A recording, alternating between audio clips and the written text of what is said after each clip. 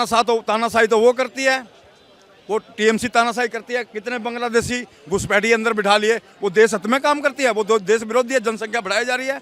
हमारे जो हिंदुस्तान के नागरिक हैं उनका हिस्सा जो है वो उनको खिला रही है, उनको बांट रही है वोट बैंक की राजनीति के लिए। तो तानाशाही को जानती नहीं, तानाशाही तो कांग्रेस ने करी है। इमरजेंसी लगा के हिंदुस्तान में वो होती है तानाशाही। ये देश के हित में कानून है, देश का हजारों करोड़ रुपए की इसमें बचत है, टाइम की बचत है, कितनी सारी बचतें हैं उसका उनको पता ही नहीं है, क्योंकि वो देश हित में कभी सोच ही नहीं सकते।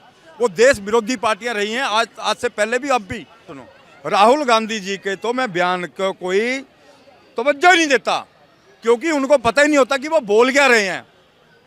लिखा हुआ बोलते हैं, कहाँ से लिख के आता है पता नहीं। एक छोटी सी जनसंख्या के जननायक हैं वो, पूरे हिंदुस्तान के जननायक थोड़ी नहीं है। हिंदुस्तान के, वर्ल्ड के जननायक है नरेंद्र मोदी जी। मेरी बात सुनो, कि सियानी बिल्ली खंबा नोचे वो वाला हिसाब है। जहाँ ये जीत जाते हैं वहाँ इनको कोई दिक्कत नहीं होती, ना इनको ईवीएम से दिक्कत होती है, ना किसी सिस्टम से दिक्कत होती है, ना चुनाव आयोग से दिक्कत होती है। और जहाँ ये हारते हैं वहाँ ठीकरा फोड़ देते हैं ईवीएम पे, चुनाव आयोग पे और इनके तंत्र पे। मेरा नाम दिनेश शर्मा। देश में एक नया बिल पेश होने वाला है, 1 नेशन 1 इलेक्शन। क्या ये बिल पारित होना चाहिए या नहीं होना चाहिए? बिल्कुल होना चाहिए। देश हित में कानून है, देश हित में बिल है, इसको जरूर पालन होना चाहिए और इसको लागू होना चाहिए। नहीं तो कांग्रेस तो बोल रहे ना कि ये तानाशाही है, एक साथ चुनाव करवाएंगे, अपने पावर का इस्तेमाल करेंगे और जीत जाएंगे। कांग्रेस तो तानाशाही को जानती नहीं, तानाशाही तो कांग्रेस ने करी है। इमरजेंसी लगा के हिंदुस्तान में वो होती है तानाशाही। ये देश के हित में कानून है, देश का हजारों करोड़ रुपए की इसमें बचत है, टाइम की बचत है, कितनी सारी बचतें हैं उसका उनको पता ही नहीं है, क्योंकि वो देश हित में कभी सोच ही नहीं सकते। वो देश विरोधी पार्टियां रही हैं आज से पहले भी, अब भी। तो उनके बयान हमेशा देश विरोधी आते हैं। देश हित में कोई भी बयान नहीं ला के देती, न देश हित में कोई काम करती है। अगर कोई देश हित में काम करना चाहता है या काम करने लगता है तो उसको रोड़ा बना के संसद तक नहीं चलने देते, विधानसभा के, लोकसभा के सत्र नहीं चलना देते, राज्यसभा को स्थगित करवाते हैं बार बार डिस्टर्ब करके। क्योंकि कोई जब भी सरकार देश हित में कोई फैसला लेने जाती है तो इनको बुरा लगता है कि ये तो देश हित में काम कर रहे हैं, हमारा क्या होगा, हम तो देश विरोधी हैं, हमारी कैसे चलेगी। तो देश विरोधी जो विचारधारा के लोग हैं वो कभी नहीं चाहते कि हमारा देश तरक्की करे, और ना कभी चाहेंगे कि ऐसे ऐसे बिल पास हों, ऐसे ऐसे नियम लगे, ऐसे ऐसे कानून बने जिससे देश को फायदा हो। टीएमसी जो ममता बनर्जी की पार्टी है वो बोल क्या रही है कि देश में तानाशाह की तरह बर्ताव कर रहे हैं, ये जबरदस्ती जनता के ऊपर थोपने वाला बिल होगा। तानाशाही तो वो करती है, वो टीएमसी तानाशाही करती है। कितने बांग्लादेशी घुसपैठी अंदर बिठा लिए, वो देश हित में काम करती है, वो देश विरोधी है। जनसंख्या बढ़ाई जा रही है। हमारे जो हिंदुस्तान के नागरिक हैं उनका हिस्सा जो है वो उनको खिला रही है, उनको बांट रही है वोट बैंक की राजनीति के लिए। वो देश हित में कभी बात ही नहीं करती है। उसकी बात का क्या सही माना जाए, गलत माना जाए? एक और बात कह रहे हैं, आरक्षण की दीवार को तोड़ करके रहेंगे वो। आरक्षण पहले इतना सारा दे रखा है उन्होंने, और क्या आरक्षण बढ़ाएंगे? कहाँ से तोड़ देंगे, कैसे तोड़ देंगे? आरक्षण पहले इतना ज़्यादा कर रखा है।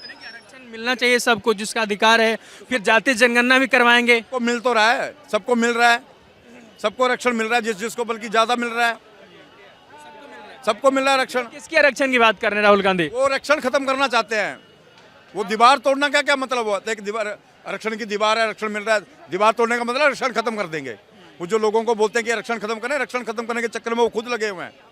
हाँ जी। एक और बात बोल रहे, बात सुनो, राहुल गांधी जी के तो मैं बयान को कोई तवज्जो ही नहीं देता, क्योंकि उनको पता ही नहीं होता कि वो बोल क्या रहे हैं। लिखा हुआ बोलते हैं, कहाँ से लिख के आता है पता नहीं। इसलिए उनको, उनके भाषण की कोई तवज्जो नहीं देता मैं, उनके बयान की कोई तवज्जो नहीं देता। कितने बड़े नेता हैं, आप तवज्जो नहीं दे रहे उनको? किसने नेता बड़ा बनाया? उनको वायनाड वालों ने नेता बनाया। वो जननायक बोलते हैं जनता उनको। किसके जननायक हैं वो? एक छोटी सी जनसंख्या के जननायक हैं वो, पूरे हिंदुस्तान के जननायक थोड़ी नहीं है। हिंदुस्तान के, वर्ल्ड के जननायक है नरेंद्र मोदी जी, जिनकी बात में दम होता है। ये कहते हैं मोदी जी अनपढ़ हैं। मोदी जी जितनी भाषाओं का ज्ञान रखते हैं, राहुल गांधी एक संस्कृत का एक डायलॉग, एक मंत्र बोलते हैं जो मोदी जी बोलते हैं तो मैं उनके टांग के नीचे से निकल जाऊंगा। जनेऊधारी हिंदू बोलते हैं आप उनको? ऊपर से जनेऊ डालने से जनेऊ नहीं, हिंदू नहीं बनते। समाजवादी पार्टी के नेता है अखिलेश यादव, उन्होंने कहा कि बीजेपी को इतना जल्दी है तो अभी चुनाव करवा ले एक साथ पूरे देश भर में। कैसे चुनाव कर ले? हजारों करोड़ रुपए खर्च करके चुनाव कराया है। अब कितने चुनाव हो गए? अब 2019 तक इलेक्शन करेंगे। जिसका टाइम कम होगा उसको एक साल कम कर देंगे, जिसका होगा उसको एक साल बढ़ा देंगे, और 2029 में एक देश और एक चुनाव करा देंगे। एक साथ चुनाव होना चाहिए, बिल्कुल होना चाहिए। इसका फायदा क्या है? जनता क्या सोचती है इसको लेकर? इसका फायदा मैं बताता हूँ। अब दिल्ली में इलेक्शन होगा, आचार संहिता लग जाएगी।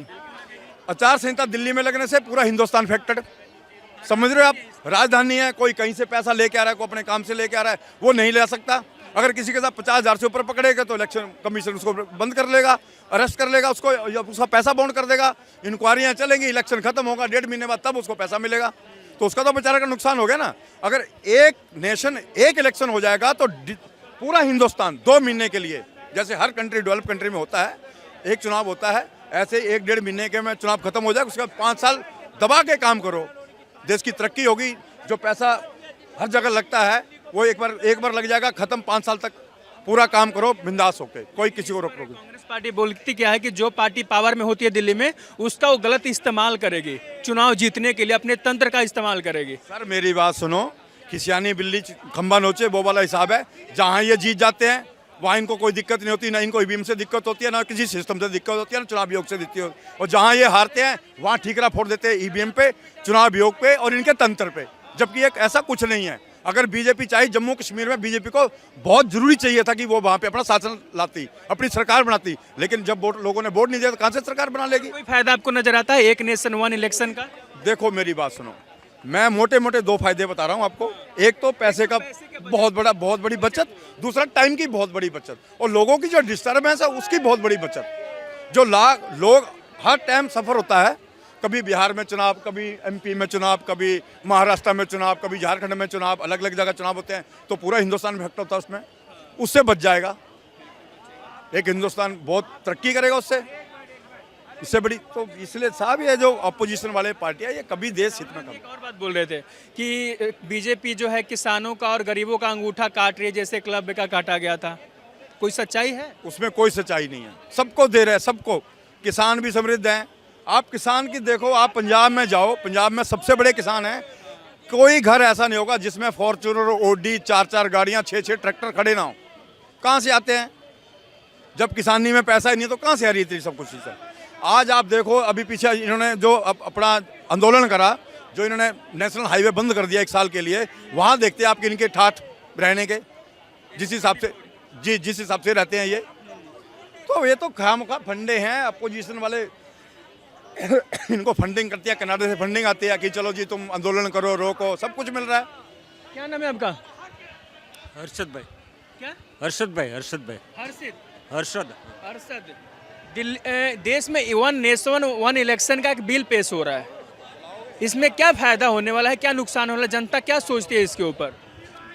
बिल्कुल फ़ायदा ही होगा। एक साथ में इलेक्शन होगा तो ये बार बार में अलग अलग स्टेट में इलेक्शन आते रहते हैं, लोग उसमें बिजी रहते हैं, वो टाइम बचेगा, पैसे बचेंगे। एक साथ इलेक्शन होगा तो एक ही खर्चा होगा, वो बार बार जो इलेक्शन के लिए खर्चा होता है वो खर्चा कम हो जाएगा, और उसके लिए वो देश के वो पैसा देश के विकास के लिए यूज़ होगा, तो वो अच्छा ही है। लेकिन विपक्षी दल इसका विरोध कर रहे हैं, बोल रहे हैं कि तानाशाही वाला जैसा बर्ताव है। कांग्रेस के नेता हो या ममता बनर्जी हो, उनके पार्टी के नेता इसी बात को दोहरा रहे हैं कि ये तानाशाही है, ऐसा नहीं करना चाहिए उनको।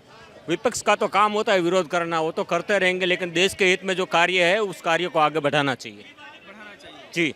क्या ये देश हित का कार्य लगता है आपको, वन नेशन वन इलेक्शन? जी बिल्कुल, देश हित का काम है। जी। 3-4 फायदे बताइए जरा। एक तो बताइए कि पैसे की बचत होगी, और क्या बचत होगा? जनता क्या सोचती है इस बिल के ऊपर, मैं यही जानना चाहता हूँ। आप आम जनता है, बताइए। समय बचेगा लोगों का, मतलब जैसे अगले वाला भाई साहब ने भी बोला कि कोई एक स्टेट में इलेक्शन होता है तो वहाँ पे आचार संहिता लग जाती है, तो वहाँ के जो रोज़गार है वो डिस्टर्ब हो जाता है। ऐसे अलग अलग स्टेट में आते रहेंगे इलेक्शन, तो जनता डिस्टर्ब होती रहेगी। एक साथ में होगा तो एक साथ में हो जाएगा, उसके बाद पूरा 5 साल काम कर पाएंगे। हाँ। राहुल गांधी ने एक और बयान दिया कि आरक्षण की दीवार को तोड़ देंगे वो। आपने बयान सुना? आरक्षण की दीवार को तोड़ना चाहते हैं और आरक्षण बढ़ाना चाहते हैं। आपकी क्या राय है इस पर? नहीं, ऐसा कुछ नहीं है। अभी जैसे चल रहा है वैसे ही चलेगा, आरक्षण के साथ ऐसा कुछ नहीं होगा। जी। जो अभी है बढ़िया चल रहा है। जी बिल्कुल बढ़िया चल रहा है।